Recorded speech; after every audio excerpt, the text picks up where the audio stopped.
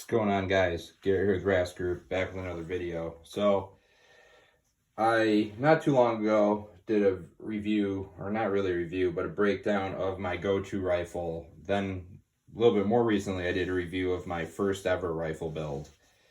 Now we're going to go over my newest go-to rifle setup. It's a little bit more modern, a little bit more streamlined. I built this in order to have kind of a lighter rifle to travel with and teach. Let's dive into it. So rip this sling out of here real quick. It's a pretty nice sling retainer there. So I guess the way everybody does this is we'll start tip to butt. So up here, I'm running a dead air silencers flash hider, 3-prong. Absolutely love these. They seem to perform awesome without a can. I'm excited to get my can and get it on here and have kind of a, kind of a complete setup rolling. That is attached to a Ballistic Advantage 12.3-inch assembled upper. Included the upper receiver, handguard, barrel, gas system, not the muzzle device, not the bolt carrier group, and not the charging handle. I think that seems to be a pretty good bang for the buck, though. I think I paid around $470 with it with a promo code. Can't remember the promo code. I don't have one for them. I just Googled and found one. Running an Arisaka M300 on a Scout mount. This does give me ambidextrous use up over top of the rail, or obviously with my standard support hand grip. I'm running some BCM rail covers and a BCM shorty vertical grip, or stubby vertical grip, my bad. I did put some gray goon tape around here just to kind of smooth it out a little bit. This gives me some really good traction. And I thought, fuck it, why not, right?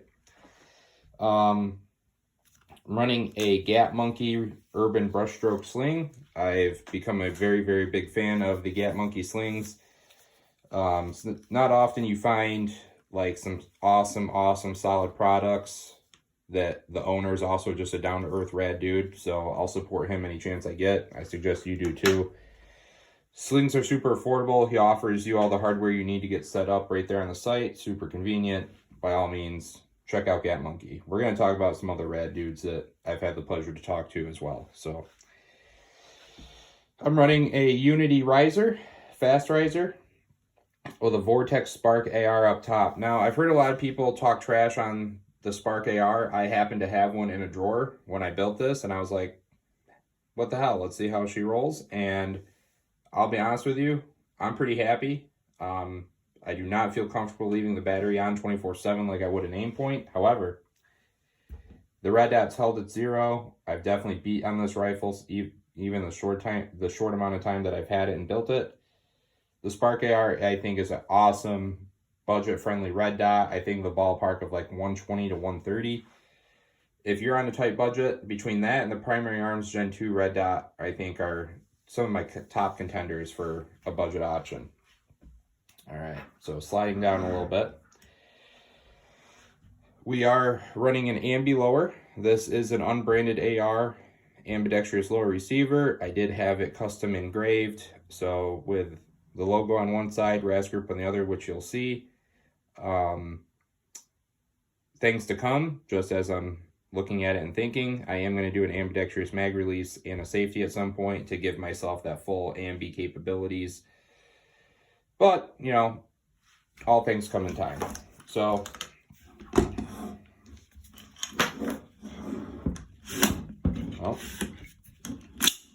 Radiant Raptor charging handle.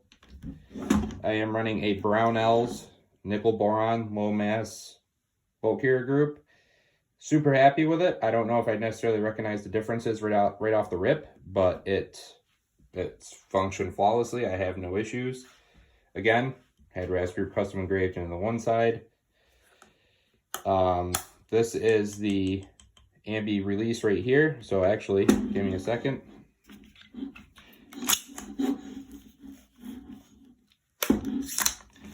So when the bolts lock back, I just take this, send it forward. Very convenient, very user-friendly, not mad at it.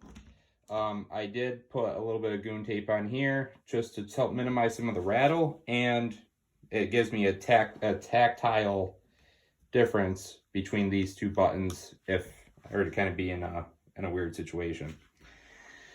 I'm running the Magpul Mo K2 Plus grip. I love how rubbery and sticky it feels. That's just me. I know that's not for everybody. You know, a fucking pistol grip's a pistol grip. Run whatever you want. I don't think it makes a world of difference.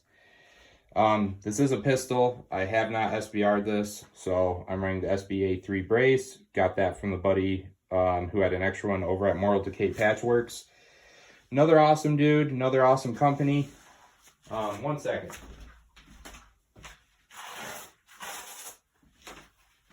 He does custom leather patches. This is one he did for my photography page. Came out absolutely awesome. This is one of his standard stock patches. Check him out. He's Joey's a really good dude too. Can't say enough good things about, you know, the homies that I've gotten to know through the social media networks. By all means, give them some business. So on the SBA3, I'm also running a SC Irregulars cheek riser. That's a game changer. I think this is super appropriate if you're running one of these taller optic mounts. If you're running like a co-witness or lower 1/3, I think this might bump you up a little high. But as far as running a skyscraper tall boy, I think it works perfectly. Then